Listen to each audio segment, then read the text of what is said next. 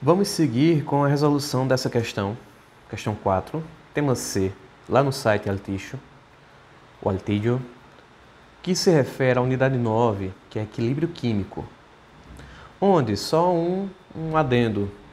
Nas provas com 5 questões, a questão 4 vai ser referente à unidade 9.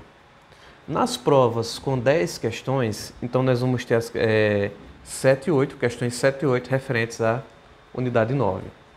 Seguimos. Primeira coisa, enunciado e coleta de dados. Então, para garantir uma boa resolução, sempre garantir também uma boa coleta de dados. Vamos lá. Em um recipiente de 2 decímetros cúbicos, a uma temperatura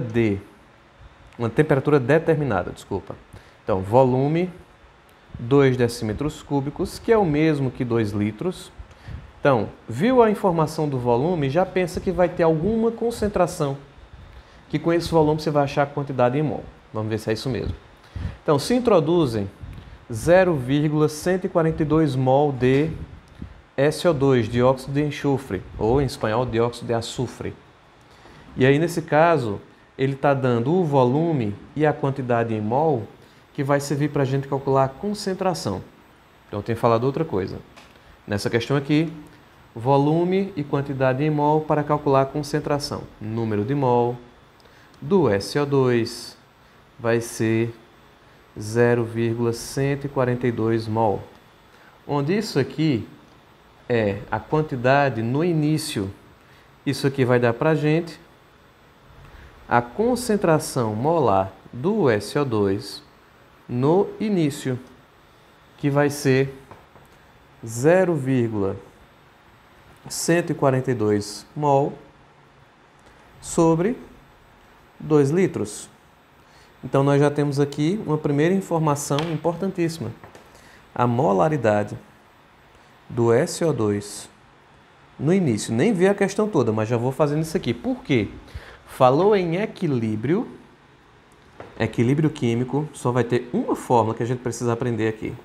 Constante de equilíbrio é concentração do produto ou dos produtos elevada ao seu respectivo coeficiente sobre as concentrações dos reagentes ou do reagente, também elevada ao seu coeficiente. Precisamos trabalhar com essas concentrações no equilíbrio, então muita atenção, por isso que enfatizei aqui que é uma concentração no início, não se atingiu ainda o equilíbrio, que dá como valor 0,0710 molar. Estamos até então coletando dados. Depois ele falou que tem isso aqui em moléculas de O2. Então, quando ele der uma informação em moléculas, ele está dando para a gente a quantidade em mol de forma indireta. Como assim? A gente precisa lembrar que lá em Avogadro foi visto que 1 mol de qualquer substância tem 6,022 vezes 10 a 23 moléculas. Logo, quantos mols a gente vai ter em 7,52 vezes 10 a 22, ou a 22 moléculas? Tá aqui, regrinha de 3. Para que essa regra de 3? Para descobrir quantos mols a gente tem de quem foi essa informação das moléculas, ó, aqui no enunciado, O2. Isso aqui é uma informação referente ao O2. Então, nós temos que o oxigênio gasoso está numa quantidade em mol de 0,125. Que a gente vai fazer o que com isso? Também calcular a sua concentração do oxigênio gasoso no início, que vai ser a sua quantidade em mol, que acabamos de calcular com o valor das moléculas, dividido pelo volume em litros, onde a molaridade do gás oxigênio no início é de 0,125 dividido por 2, que vai dar para a gente 0,0625 molar. E nós com isso Com isso que nós temos a concentração dos dois reagentes no início da reação. E não terminamos ainda a leitura do enunciado. Quando o sistema alcança o equilíbrio, há 0,100 mol de SO3. Então, ele já está dando a quantidade em mol de do produto, né? Só vai ter esse como produto. Então, quando o sistema alcança o equilíbrio, então a concentração de SO3 no equilíbrio, concentração de SO3, é importante diferenciar cada valor que a gente tem. Cuidado para não confundir SO3 com SO2. Cadê? Está aqui o SO2. Então, a concentração do SO3 no equilíbrio vai ser a quantidade dele em mol dividido pelo volume. 0,100 mol dividido pelo volume. Cuidado para não usar os valores de quantidade no lugar das concentrações. Então, o que é que vai acontecer? Temos aqui a concentração do produto no equilíbrio, que é de 0,0500 molar. Pode perguntar, posso deixar 0,05? Não. Precisa ser 3 algarismos significativos, ou seja, à direita do zero, do último zero. Seguimos. Coleta de dados feita. Nós temos agora as concentrações no início dos reagentes, concentração no equilíbrio do produto, e agora ele quer saber, ele diz aqui que a reação é exotérmica, e ele quer saber o valor da constante de equilíbrio, Kc, nas ditas condições. Então, para isso, vamos precisar mudar a página, que é a página 1, só para a gente localizar cada página no vídeo. Panorama geral da página.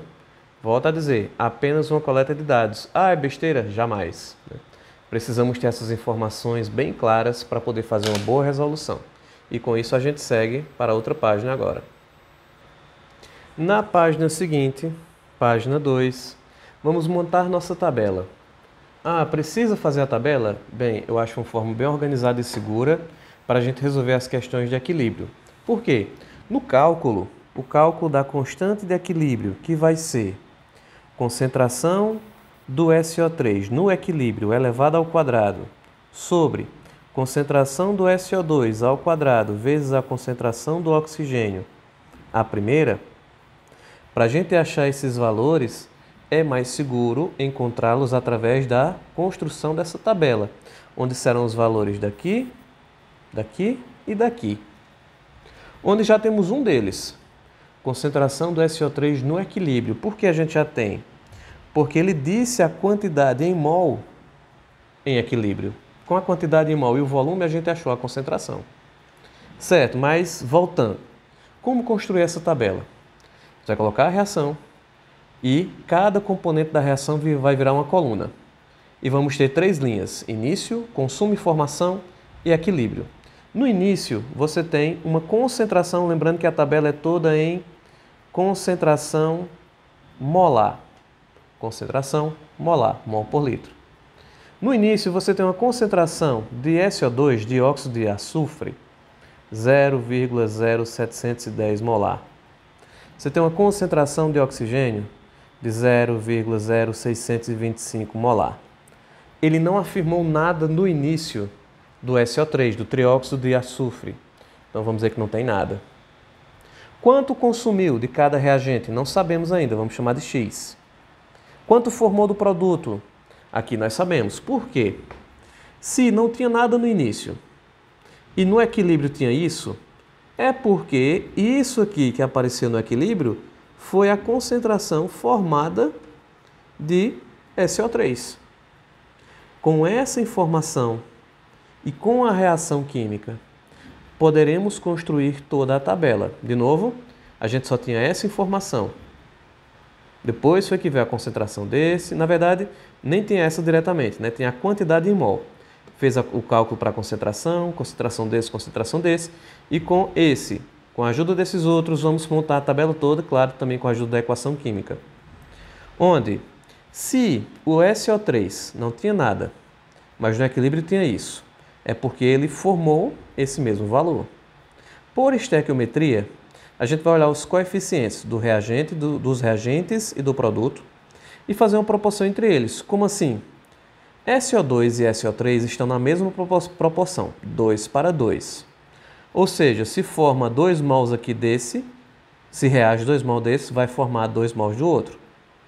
Se forma 0,0500 molar do SO3, é porque vai consumir 0,0500 molar de SO2. E com isso achamos quem é X, que até então não sabíamos. Como saber o X aqui do oxigênio? Aí tem que ter um cuidado. Por quê? O valor daqui foi o mesmo daqui porque a proporção deles é a mesma, 2 para 2. Aqui a gente tem a proporção de 2 para 1, ou comparando o oxigênio com o produto, 2 para 1. Logo, esse X vai ser metade do valor de X. Por quê? Pela proporção estequiométrica. Mais uma vez, a tabela vai sendo construída com o valor de concentração no equilíbrio, mais os valores iniciais e a proporção estequiométrica. De novo, esse valor aqui ficou igual a esse porque a proporção entre o produto e esse reagente é a mesma. Mas entre esse reagente e esse outro reagente, a proporção já é de 2 para 1, ou seja, esse reage metade desse aqui. Por isso que o X sobre 2, ficando 0,0500 dividido por 2, que é 0,0250 molar. E está feito. E agora, falta o quê? A gente completar essas duas últimas células, que é o que importa para o nosso cálculo. Como? Lembrando, na coluna do produto, você vai somar o início com o que formou. 0 mais isso é isso. Nos reagentes, você vai subtrair. Então, vai ficar 0,0710 menos 0,0500, dando no equilíbrio aqui uma concentração de 0,0210 molar de SO2. Mesma coisa faremos aqui, porém com esse valor do oxigênio.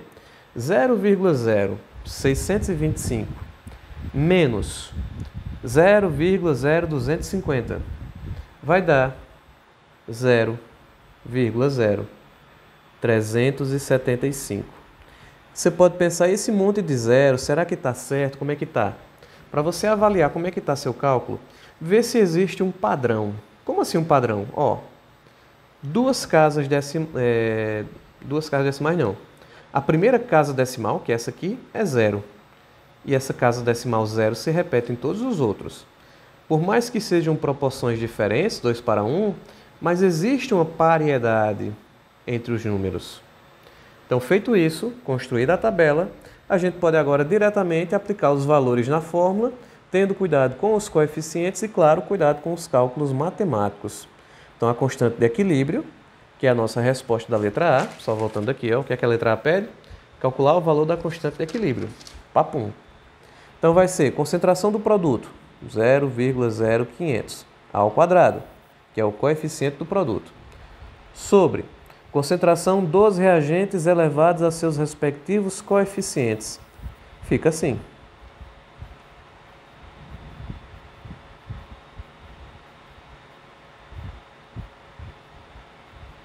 E aqui é a primeira, porque o coeficiente é 1. Para simplificar, já fiz esse cálculo aqui por fora. Matemática. Na prova você pode fazer assim, coloca a fórmula, substitui e já pode colocar a resposta direta. Claro, tendo um rascunho para esse cálculo.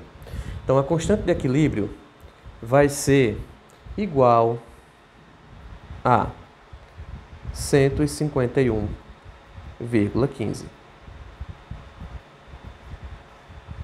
E essa é a nossa resposta da letra A. E a letra B? Considerando que o sistema se encontra em equilíbrio, indicar se aumentar a temperatura. A condição da letra B é, se aumentar a temperatura, o que é que acontece? Então tem B1 e B2. O que é que acontece com a constante de equilíbrio na letra B1, no item B1, e o item B2, o que acontece com a concentração dos produtos? Aumenta, diminui ou não varia? Então, para isso, precisamos voltar um pouco e ver que no enunciado ele falou que a reação é exotérmica. O que isso quer dizer? Na exotérmica, ela ocorre liberando calor. Um esquema genérico seria esse. Existem os reagentes e como um dos produtos seria o próprio calor, porque a exotérmica libera calor. Por que eu estou dizendo que essa reação é exotérmica? Porque o enunciado falou. Ele disse para a gente que a reação da questão é exotérmica. Logo, o que acontece se aumentar a temperatura? Aí vamos brincar um pouco aqui. Se aumentar a temperatura, vai aumentar o calor. Se aumentar o calor, ele sendo um componente aqui dos produtos na reação exotérmica, isso é uma maneira didática que eu encontrei de achar, certo? De explicar. Colocando o calor como um componente do produto ou dos reagentes. Se é exotérmico, o calor fica sendo um produto. Se é endotérmico, o calor vem para cá para os reagentes. E a gente viu que quando tem muito de um lado, a reação tende para ir para o outro. Se tem a temperatura mais alta, aumentar a temperatura é a condição da letra B, vai aumentar o calor, a reação precisa caminhar para um lado que consuma esse calor. Então ela precisa caminhar para o sentido inverso.